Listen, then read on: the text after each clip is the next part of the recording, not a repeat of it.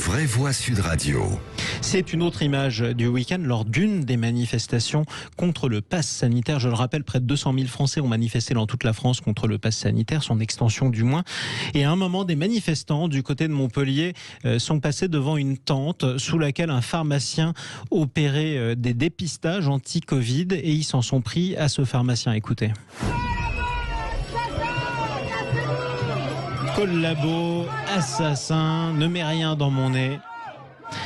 Bref, un pharmacien qui était là juste pour faire des dépistages anti-Covid et qui a été un peu bousculé, pas très méchamment, il faut bien le dire, en tout cas physiquement, c'est ce que je veux dire. La tente a été démontée de force. On est en direct sur Sud Radio avec notre premier invité, Frédéric Abécassis. Bonsoir à vous. Bonjour. Vous êtes président du syndicat des pharmaciens de l'Hérault. C'est l'un des vôtres qui a été houspillé, disons-le ainsi. Est-ce que ça vous a surpris, cette image ?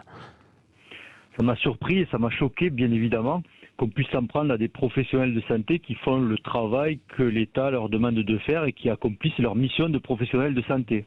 Alors là, on parle d'une tente où s'opéraient des dépistages. On a envie de dire, on ne devrait pas, mais c'était même pas quelqu'un qui opérait, qui faisait des piqûres de vaccination alors que la manifestation était contre le pass sanitaire. Comment se fait-il qu'il s'en soit pris à lui ? Là, je pense qu'il faudrait demander aux leaders de la manifestation. Bien évidemment, dans une manifestation, il y a des leaders. Il suffit qu'il y ait un bruit qui circule et qu'il y ait une mot d'ordre qui soit lancé et tout le monde reprend ce mot d'ordre en cœur. Alors, ils s'en sont pris tout d'abord aux personnes qui faisaient la queue et qui attendaient de se faire tester en leur disant « Vous êtes des moutons, ne vous faites pas tester, vous êtes des moutons, vous faites le jeu du gouvernement. » Et puis ça s'est monté comme ça. Et ils s'en sont pris ensuite aux pharmaciens, le traitant de collabo, d'assassin, etc. Donc, ce qui est choquant, c'est pas tant qu'ils aient démonté la tente, même si tout est condamnable. Ce qui est choquant, c'est la violence des propos envers un professionnel de santé dans l'exercice de ses fonctions, d'autant plus qu'à l'heure actuelle, et compte tenu de l'entrée en vigueur des nouvelles mesures, les pharmaciens sont sur la brèche et les pharmaciens sont au bord de la rupture parce qu'on nous en demande toujours plus et qu'on en fait toujours plus pour répondre à notre mission de santé publique. Oui, vous dépistez beaucoup plus en ce moment, surtout que l'écart remonte en flèche, même si l'augmentation s'atténue avec cette nouvelle vague. Marcel Bénézet, vous êtes vous-même en direct de l'Hérault à Marcillargues. Alors, c'est pas Montpellier, mais c'est quand même pas si loin que ça. Est-ce que l'ambiance est tendue en ce moment ? Est-ce que vous pensez qu'il y a des professionnels de santé qui sont montrés du doigt par une partie de la population ? Déjà, je trouve ce geste qui s'est passé à Montpellier honteux. Je trouve que c'est catastrophique, même pour ces gens qui sont là pour soigner, pour donner un test à des clients, à des gens qui le demandent. C'est quelque chose de, moi, j'ai trouvé ça honteux. Je vous le dis franchement, de traiter des gens de collabos et des gens de moutons, alors que ce sont des gens qui vont faire ce test pour aller au cinéma, pour se libérer d'une contrainte, parce qu'ils n'ont pas de passe sanitaire. Je trouve ça scandaleux. J'étais vraiment outré de voir ce genre de situation, mais c'est une minorité. Aujourd'hui, ces manifestations sont des fourre-tout. Aujourd'hui, dans ces manifestations, vous y trouvez de tout, des anti-vax, des anti-pass, des politiques, vous y trouvez du gilet jaune. Aujourd'hui, moi, ce qui m'inquiète un peu, c'est ça. Il y a aussi des gens de bonne foi, d'ailleurs, on peut le dire aussi dans ces manifestations, et beaucoup d'ailleurs. Donc c'est pour ça que là, on parle de quoi ? Une vingtaine, Marcel, de personnes. Mais c'est vrai que l'image est assez frappante. Ouais. Tout à fait. Moi, j'étais scandalisé. C'est des gens qui ont voulu faire un coup d'éclat, un coup d'image, hein. Mais je trouve que c'est pas réussi. Et je pense à ces gens qui ont été effrayés et traumatisés par ce qui s'est passé. C'est scandaleux. Moi, je trouve personne n'aime se faire traiter de toute façon de mouton. Frédéric Abécassis, président du syndicat des pharmaciens de l'Hérault, vous êtes toujours en direct sur Sud Radio avec nous. Vous avez reçu, en tout cas les pharmaciens en général, ont reçu beaucoup de soutien, notamment sur les réseaux sociaux, dans les médias. Le porte-parole du gouvernement, Gabriel Attal, qui dénonce des méthodes d'intimidation, de violence, qui apporte son soutien à tous les soignants, y compris les pharmaciens. Est-ce que vous avez des retours, Frédéric Abécassis, d'autres confrères, d'autres pharmaciens qui parfois sont traités de moutons, insultés, traités de collabos ou alors agressés ? Alors, traités d'une façon aussi violente, il y en a peu, mais là, on a vu ces jours-ci, on a vu hier encore en Martinique, une pharmacie qui a été incendiée, un centre de vaccination qui a été brûlé. Donc, il y a une violence, on vit une violence au quotidien. Là, on est arrivé dans certains excès de cette violence, et elle a été exacerbée à l'occasion de ces manifestations. Mais oui, de toute façon, on vit aujourd'hui avec une épée de Damoclès en permanence, parce que les patients sont de plus en plus agressifs, parce que veulent tout et tout de suite. Alors là aussi, c'est une minorité, bien évidemment, mais c'est une minorité qui nous marque profondément. Et on ne peut pas laisser passer ça. C'est pour ça que immédiatement après la manifestation, j'ai réagi, j'ai interpellé le préfet, j'ai interpellé le ministère de l'Intérieur, la police et les politiques. Et l'État ont répondu présent. Ça, c'est très clairement. C'est-à-dire Olivier Véran a appelé le pharmacien. Aujourd'hui, le maire de Montpellier est allé voir le pharmacien. Le préfet, dimanche matin, a appelé le pharmacien. Donc, il y a eu une prise de conscience de la part de l'État, des administratifs, mais aussi des politiques. Et je pense que ça suffit. Et aujourd'hui, la question qui se pose, c'est que va-t-on faire samedi prochain ?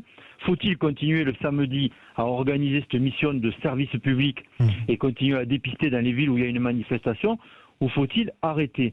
Ma réponse est qu'il faut continuer. Mais pour continuer, il faut continuer en toute sécurité et il faut que l'État nous protège comme il doit protéger d'autres commerces ou d'autres activités sensibles. Il doit protéger les professionnels de santé à l'occasion de ces manifestations.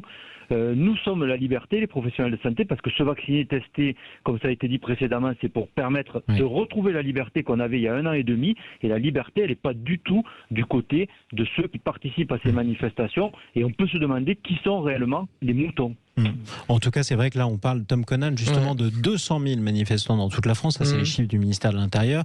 On parle aussi d'une vingtaine de personnes qu'on voit sur cette vidéo. Il faut aussi remettre un petit peu de contexte. Ça vous surprend ou pas ? Oui, c'est toujours surprenant. Après, c'est que c'est toujours beaucoup plus facile, que ce soit dans la rue ou sur les réseaux sociaux ou n'importe où, de prospérer sur la haine. Il y a des gens qui même font prospérer des chaînes YouTube comme ça. Vous trouvez un axe extrêmement radical, vous bombardez les gens et là, vous avez toujours effectivement des hystériques qui vont être très contents de gober cela, parce qu'en fait c'est beaucoup plus facile à entendre, c'est confortable. Raphaël Enthoven, qui est un philosophe que j'aime bien, dit toujours que la radicalité, pourtant j'ai écrit un livre qui s'appelle Radical, mais c'est pas pourtant pour le prôner, c'est plutôt pour l'expliquer, c'est confortable. C'est beaucoup plus confortable d'être hyper radical que d'être un peu modéré, en tout cas dans une espèce d'approche un peu pragmatique des choses. Je suis pas un fan du pragmatisme pour autant, il y a des idéologies, des vrais combats à mettre en avant. Mais on a une époque où on manque de nuances, en tout cas. Et surtout, moi ce que je trouve aussi quand même, et ça c'est plus un avis personnel, mais il y a une forme d'ingratitude, parce que en France, on est quand même dans un pays où globalement on est quand même beaucoup pris en charge.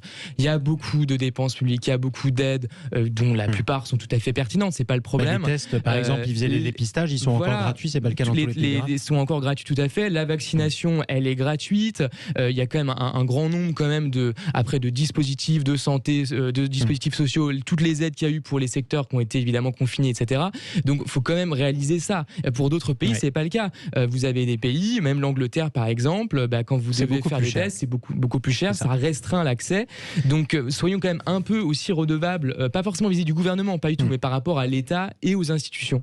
En tout cas, c'est vrai qu'elles n'ont pas bonne presse. Francis Palombi, vous aurez le mot de la fin. Vous êtes peut-être un des Français les plus dépistés du pays, quasiment. Vous le faites assez souvent, il faut bien le reconnaître. Oui. Est-ce que vous comprenez qu'on s'en prenne à une tente où on effectue des dépistages en quelques mois ? Moi, je pense que le dépistage, d'abord, est une chose précieuse. Et ce qui s'est passé, bien évidemment, et je ne vais pas en rajouter de trop. On a déjà dit ce qui a été dit. Je suis scandalisé. Moi-même, je me fais dépister régulièrement. Parce que pour l'instant, je n'ai pas pris la décision par rapport à mon éthique personnelle. J'ai appelé à la vaccination. Avec une autre grande confédération professionnelle, nous avons appelé « Vaccinez-vous, vaccinez-vous ». Il n'y a que les imbéciles qui ne changent pas d'idée, donc je suis quand même dans une réflexion très profonde par rapport au vaccin. Mais vous hésitez pour votre... Mais par contre, ce que je veux dire... Sans excuser des excès dramatiques et lamentables auxquels nous avons assisté, il faut que dans une période comme nous la vivons, on est sur des charbons ardents, il y a des esprits excités et pas forcément des esprits toujours destructeurs, on est des citoyens. Il faut que le pouvoir fasse très attention à ne pas opposer les uns par rapport aux autres. On va en parler d'ailleurs justement dans quelques minutes pour notre débat sur la parole de l'exécutif. Ce sera le mot de la fin pour vous, bien entendu, Frédéric Abécassis, président du syndicat des pharmaciens de l'Hérault. Comment on peut faire pour faire baisser cette tension, puisque la tension elle est palpable, pas seulement dans la rue pendant les manifestations, mais y compris sur les réseaux sociaux? Pour faire baisser la tension, je crois que la parole est aux politiques. C'est tout leur talent d'hommes politiques qui doivent être aujourd'hui utilisés pour faire baisser cette tension. Il y a des décisions politiques qui sont prises. Nous, on est des professionnels de santé, on est là pour prendre des décisions médicales et scientifiques. Et en fonction des décisions politiques qui sont prises, on s'adapte. Et depuis le début de la crise sanitaire, les professionnels de santé ont répondu présent et se sont adaptés en permanence. Ça fait 1 an et demi, on n'imaginait pas il y a 1 an et demi qu'on allait aujourd'hui faire des tests, qu'on allait vacciner contre une maladie dont on ignorait tout. Aujourd'hui, il y a eu des progrès, toutes les professions ont fait des efforts pour pouvoir participer à cette grande lutte contre la pandémie mondiale et c'est uniquement en unissant les efforts des uns et des autres qu'on arrivera à bout de cette pandémie. Alors quelles sont les bonnes solutions ? Je n'en sais rien, mais partout dans le monde, les politiques essaient de trouver les décisions qu'il faut prendre et partout dans le monde, les professionnels de santé mettent en œuvre les décisions qui sont prises par les politiques. Et Dieu sait si c'est parfois compliqué. Merci beaucoup en tout cas Frédéric Abécassis, président du syndicat des pharmaciens de l'Hérault. Chers amis, restez sur Sud Radio, les vraies voix sont là jusqu'à 19h. On se retrouve dans quelques instants pour continuer notre tour de table de l'actualité, puis aussi pour les débats des vraies voix. Est-ce que les Français se vaccineraient davantage si l'exécutif parlait moins ? Vous votez sur le Twitter de Sud Radio ou vous nous appelez 0826 300 300. À tout de suite.